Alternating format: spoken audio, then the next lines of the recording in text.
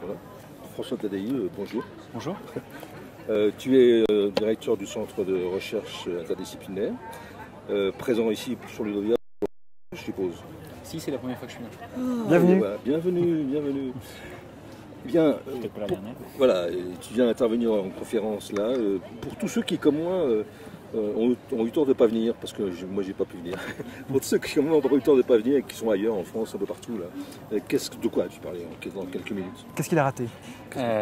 J'ai parlé société apprenante, j'ai parlé recherche et développement, j'ai parlé développement professionnel, j'ai parlé tiers-lieu, j'ai parlé confiance, j'ai parlé capacité de chacun à apprendre par la recherche, à rentrer dans des dynamiques où société apprenante, c'est une société où quand quelqu'un a appris quelque chose, quelqu'un d'autre peut apprendre la même chose plus facilement.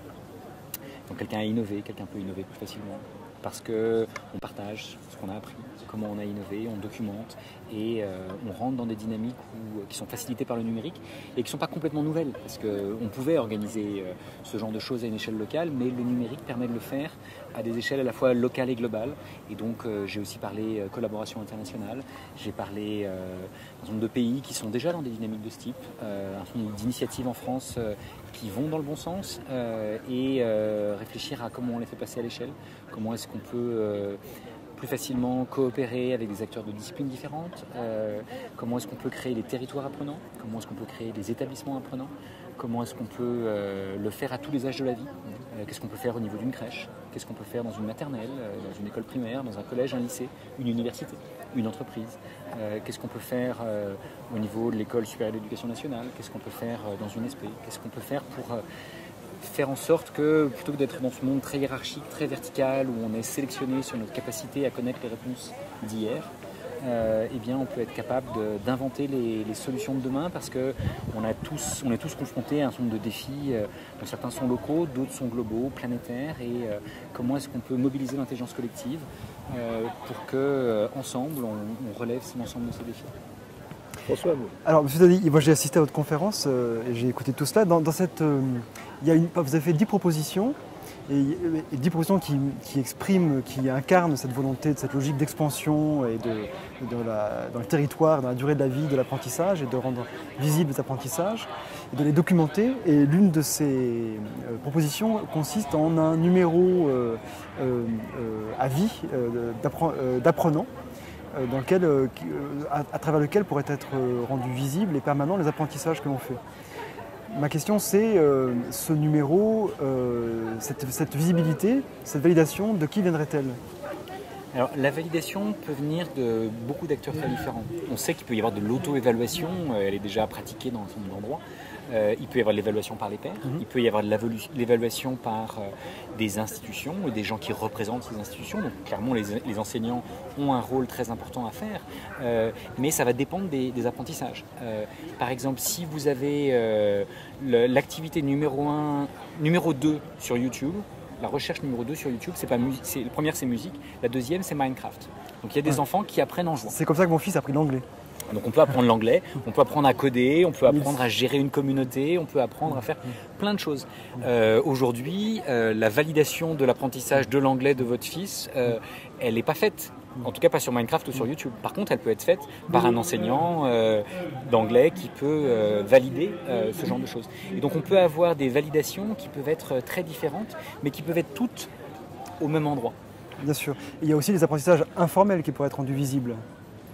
Donc les apprentissages informels, on a besoin de les documenter. Donc l'idée de ce carnet de l'apprenant, c'est un carnet dans lequel ce qu'on apprend dans un contexte formel ou informel, à l'école, à l'université ou en entreprise ou dans une association, on puisse le documenter et le partager si on le souhaite. On n'est évidemment pas obligé de partager ça. Il faut qu'il y ait cet empowerment, on n'a pas le mot en français, mais empouvoirment. Il faut rendre les gens capables aussi, mise en capacité des gens aussi de choisir ce qu'ils veulent rendre visible. Capacitation aussi. Et donc cette capacité en respectant la vie privée de chacun, qu'est-ce qu'il a envie de partager ou pas. Et il y a des choses qu'on peut avoir envie de partager avec certains et pas forcément avec d'autres. Et donc on a besoin de créer des contextes dans lesquels on va pouvoir offrir la possibilité de le partager et d'obtenir de la reconnaissance pour la connaissance que l'on a acquise ou même transmise et créée. et quelle contribution on a eu par exemple dans un collectif apprenant. Si on a contribué à éditer une page de Wikipédia, on peut en avoir la trace et on peut le mettre sur ce fameux carnet de l'apprenant. Donc dans cette perspective, l'évaluation par le pair aurait toute sa place. L'évaluation par les pairs a sa place et elle doit être complétée éventuellement dans certains cas par, aujourd'hui on a la validation des acquis de l'expérience. Donc si vous avez appris des savoirs dans le monde de l'entreprise ou dans le contexte informel, vous pouvez demander leur validation. Et donc on peut passer d'une validation par ses pairs au sein de son entreprise par exemple, à une validation par l'institution universitaire dans le cadre de la VAE. Et ce qu'on veut, c'est aujourd'hui, c'est une procédure qui est encore trop lourde et on voudrait la rendre beaucoup plus agile et par exemple, qu'est-ce que j'ai appris? Est-ce que ça vaut 12% d'une licence, 23%, 92% ou 112% d'une licence?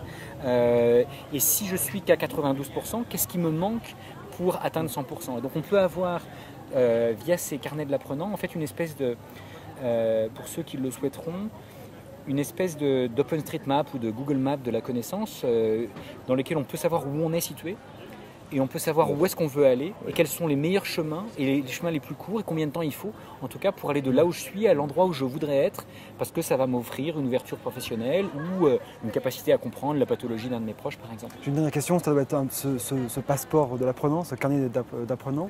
Je dis passeport parce que je pense à Europass. Est-ce que ça doit se concevoir au niveau européen avant tout? Je pense que ça devrait fondamentalement être international pour ne pas dire planétaire. Donc le niveau européen est probablement une bonne échelle pour faire des choses. Il y a énormément de choses qui peuvent s'y faire. Et effectivement, l'avantage de le faire dans un contexte international, on a par exemple une partie de la réflexivité, de ce que c'est que de self-reflexive learning, donc d'apprendre à réfléchir sur comment est-ce qu'on apprend le mieux. Eh bien, il y a des chercheurs en Espagne, en Suisse, en Allemagne, en Finlande, en Suède, etc., qui ont déjà beaucoup avancé sur ces concepts et qui peuvent venir enrichir encore une partie de ce qui est prototypé chez nous. L'une de vos 10 propositions portait sur l'université ou vous parliez d'université apprenante. Je pense que Michel aurait une question à ce sujet. Sauf erreur de ma part, tu avais collaboré à un rapport sur la transformation de l'université et notamment sa mutation numérique, sa transformation numérique, on va dire. Peut-être en deux mots, parce que c'est un peu compliqué d'y revenir, j'avais cru lire dans ce rapport, même si ce n'était pas identifié précisément, des lignes dont je connais la source. Qu'est-ce que tu peux en dire en deux mots? Bien, je citais Humboldt par exemple. Humboldt voulait une université où on est libre d'apprendre, libre d'enseigner, libre de faire de la recherche et où l'étudiant peut trouver des mentors bienveillants qui vont l'accompagner dans son projet. Et aujourd'hui, le web offre une partie de ces libertés, mais la vraie force des universités et des campus, c'est de créer des collectifs, de créer des dynamiques et d'avoir ces mentors et d'avoir ces pairs qui vont pouvoir éventuellement créer des projets qui peuvent aller beaucoup plus loin parce que incarnés. Alors que sur le web, on a ces libertés, mais on n'a pas ce mentorat. Et donc l'articulation entre ce que le numérique apporte et ce que le présentiel apporte se doit d'être travaillé et travailler collectivement. Une des propositions du rapport et qui va dans le sens de ce qu'on avait offert dans l'Astranes avec Sophie Béjean, Bertrand Montubert et quelques autres, c'était de travailler assez fondamentalement sur des sciences participatives de l'apprendre et inviter les étudiants à réfléchir sur qu'est-ce qu'ils apprennent mieux et où. Est-ce qu'ils l'apprennent mieux dans un amphi? Est-ce qu'ils l'apprennent mieux dans un TP, dans un TD, dans un stage? Est-ce qu'ils l'apprennent mieux avec leur père? Est-ce qu'ils l'apprennent mieux sur le web, dans un MOOC ou ailleurs? Et donc essayer de cartographier progressivement qu'est-ce qu'on apprend le mieux et où. Et si on est capable de déjà prendre conscience de ça pour soi individuellement, c'est très bien. Mais si on est capable de le faire collectivement, alors on peut rentrer dans ces dynamiques de recommandation et avancer tous ensemble. Voilà, on va s'arrêter là pour aujourd'hui. Merci beaucoup François. Merci à vous. Merci. Au revoir.